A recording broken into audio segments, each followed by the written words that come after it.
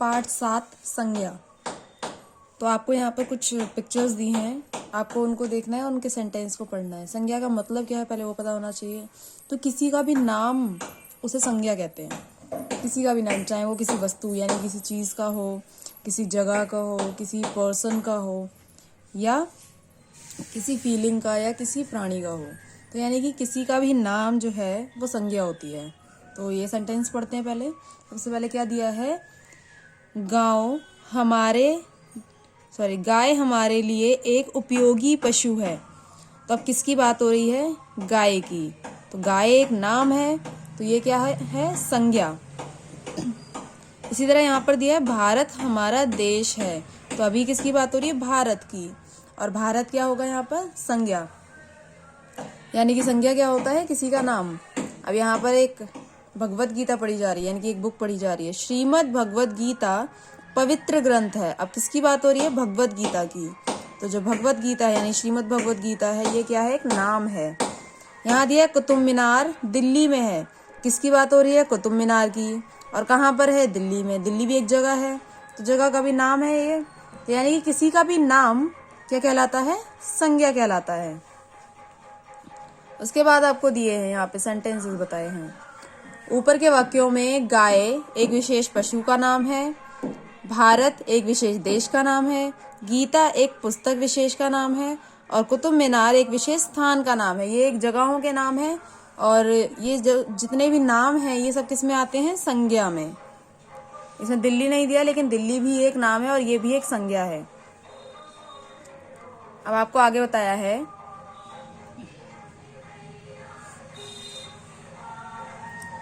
किसी वस्तु, व्यक्ति, स्थान, प्राणी या भाव का बोध कराने वाले शब्द को संज्ञा कहते हैं।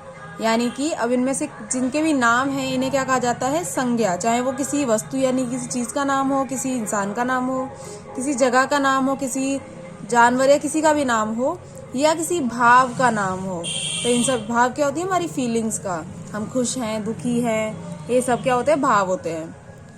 तो इनका नाम हो तो ये क्या कहलाते हैं, संज्ञा कहलाते हैं। यहाँ पे आपको एग्जाम्पल भी दिए हैं, मुंबई, रेडियो, हाथी, मित्रता। मित्रता क्या है, एक फीलिंग है। हमारी दोस्ती जो होती है वो एक फीलिंग होती है। तो ये सभी क्या है, संज्ञा है। अब जैसे यहाँ पे है वस्तु। वस्तु क्या है, अलमारी, आयरन, फ्रिज, टीवी आदि। ये सभी क्या है, संज्ञा। उसके बाद है व्यक्ति। व्यक्ति में राम, श्याम, मोहन, सीता, गीता, मतलब किसी भी आदमी का नाम। तो वो किस में आता है, संज्ञा में।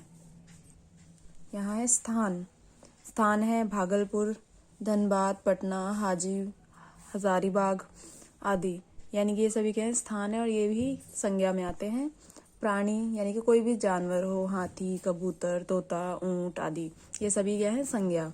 अब संज्ञा के 3 भेद होते हैं, जातिवाचक, भाववाचक और व्यक्तिवाचक। हम इन्हें 3 हिस्सों में बांट देते हैं। पहला है जातिवाचक।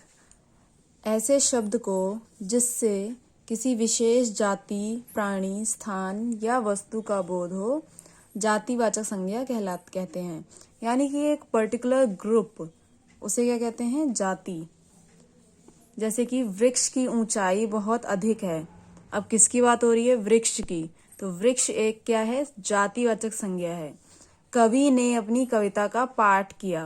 अब किसकी बात हो रही है, कवि की। कवि एक पर्टिकुलर ग्रुप है, यानी कि कवि बहुत सारे हो सकते हैं। कौन से कवि की बात हो रही है नहीं पता, लेकिन कवि की बात हो रही है। वृक्ष कौन सा होगा नहीं पता, लेकिन हर एक वृक्ष की बात हो रही है।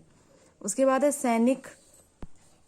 सैनिक सीमा की दिन रात रक्षा करते हैं। कौन से सैनिक, सभी सैनिक करते हैं। तो यानी कि ये एक पर्टिकुलर ग्रुप है, तो ये किस में आते हैं, जातिवाचक में।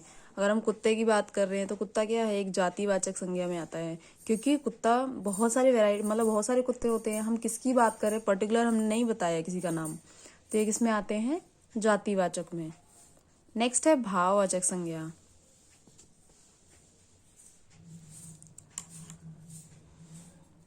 वैसे शब्द जिनसे किसी प्राणी या वस्तु के गुण, दोष, कर्म, भाव, अवस्था या दशा का ज्ञान होता है, भाववाचक संज्ञा कहते हैं। यानी कि जब किसी की अच्छाई बुराई पता चले, किसी का काम पता चले, किसी का भाव पता चले, उसकी सिचुएशन पता चले, ऐसे शब्दों को क्या कहते हैं? भाववाचक संज्ञा। जैसे मुझे जोरों की प्यास लगी है। प्यास क्या है? हमारे अंदर से हमें फील होता है, तो प्यास किस में आ गया? हमारा भाववाचक संज्ञा में। हमें आपस में प्यार से रहना चाहिए। अब प्यार जो है ये हमें फील करना होता है, तो ये एक भाव है, तो ये किस में आ गया? भाववाचक संज्ञा में। यह चादर पलंग की लंबाई से अधिक है। अब लंबाई जो है ये हमें फील हो रहा है कि ये चादर जो है प्रॉपर नहीं आ रहा है, तो ये किस में आ गया? भाववाचक संज्ञा में। अब है व्यक्तिवाचक संज्ञा। ऐसे शब्द जिनसे किसी विशेष व्यक्ति, स्थान या वस्तु का बोध होता है व्यक्तिवाचक संज्ञा कहते हैं। यानी कि किसी विशेष, किसी पर्टिकुलर पर्सन की बात होती है उस जगह पर, उसे क्या कहते हैं? व्यक्तिवाचक संज्ञा। जैसे बाईचुंग भूटिया ने झलक दिखला जा कार्यक्रम में रंग जमा। अब ये किसी का नाम है, तो जब किसी का नाम आ जाता है तो वो किस में आता है? व्यक्तिवाचक संज्ञा में। कल हम सब बिरला मंदिर देखने गए। कौन सा मंदिर? बिरला मंदिर। हमने पर्टिकुलर नाम बता दिया, हमने ये नहीं कहा कि हम मंदिर देखने गए, लेकिन उसमें नाम बता दिया कि बिरला मंदिर गए थे, तो ये क्या है? व्यक्तिवाचक संज्ञा में आएगा। हरिद्वार गंगा नदी के तट पर है। अब यानी कि हरिद्वार और गंगा दोनों ही नाम है, तो ये दोनों ही किस में आएंगे? व्यक्तिवाचक संज्ञा में। अब इसके अलावा कुछ विद्वानों के अनुसार संज्ञा के दो अन्य भेद भी हैं। यानी कि कुछ लोगों ने सोचा कि इसके और भी दो भेद हो सकते हैं। एक है द्रव्यवाचक और दूसरा है समूहवाचक। तो द्रव्यवाचक क्या है? जिन शब्दों से किसी द्रव्य, धातु का या पदार्थ का बोध हो, यानी कि लिक्विड में जो चीजें होती हैं या जिन्हें हम काउंट नहीं कर पाते, ऐसी चीजें किसमें आती हैं? द्रव्यवाचक में। जैसे कि सोना, चांदी, चावल, गेहूं, इनको हम काउंट नहीं कर सकते सबको एक साथ, तो ये किसमें आ जाते हैं? द्रव्यवाचक में। हम इन्हें तोलते हैं, काउंट करके तो नहीं देते ना किसी को। उसके बाद है, जैसे यहाँ पे दिया है, सोने के गहने पहनकर बाहर नहीं निकलना चाहिए, तो सोना किसमें आ गया? इसमें द्रव्यवाचक में। नेक्स्ट है समूहवाचक संज्ञा। तो ऐसे शब्द जिनसे किसी विशेष समूह या समुदाय का बोध हो, किसी ग्रुप का बोध हो, ग्रुप के बारे में पता चले, तो वो समूहवाचक संज्ञा में आते हैं। जैसे सेना। सेना क्या है? एक ग्रुप हो गया पर्टिकुलर। सभा, भीड़, समाज, इसमें बहुत सारे लोग होते हैं, तो ये किसमें आ जाता है? समूहवाचक में। भाववाचक संज्ञा बनाना। अब कैसे बनानी है? कुछ शब्द मूल तौर पर भाववाचक संज्ञा होते हैं, यानी कि कुछ तो नेचुरली होते हैं संज्ञा, लेकिन कुछ को बनाना पड़ता है। अब यहाँ पर कुछ शब्द है जो भाववाचक संज्ञा ही हैं। सत्य यानी कि सच, दया, प्रेम, ये पहले से ही भाववाचक संज्ञा है। लेकिन कुछ भाववाचक संज्ञा सर्वनाम, विशेषण, क्रिया और जातिवाचक संज्ञा से बनाई जाती है, यानी कि इनसे बनाया जाता है उनको। जैसे सबसे पहले आपको दिया है सर्व, यानी कि सर्व मतलब होता है सब, तो इसको भाववाचक संज्ञा में सर्वस्व कहा जाता है। अपना, अपनापन। अपनापन क्या है? एक फीलिंग है। पराया, परायापन, हम उसको फील करते हैं। अहम, अहम मतलब क्या होता है? अपने ही बारे में सोचना, तो अहम का अहंकार। मम, ममत्व, यानी कि सिर्फ अपने बारे में सोचना। स्व, स्वत्व। लड़का, लड़कपन। लड़कपन क्या होता है?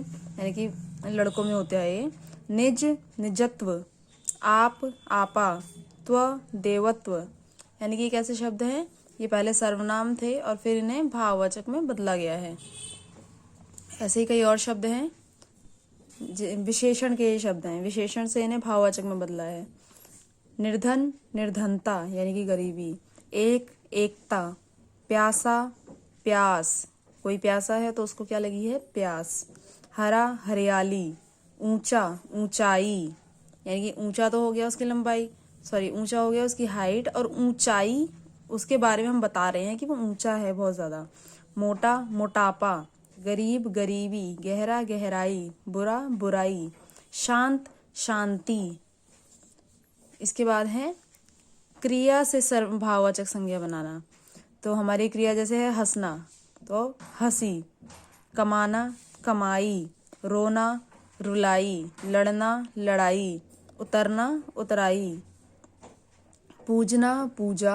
खेलना, खेल। मारना, मार। हारना, हार।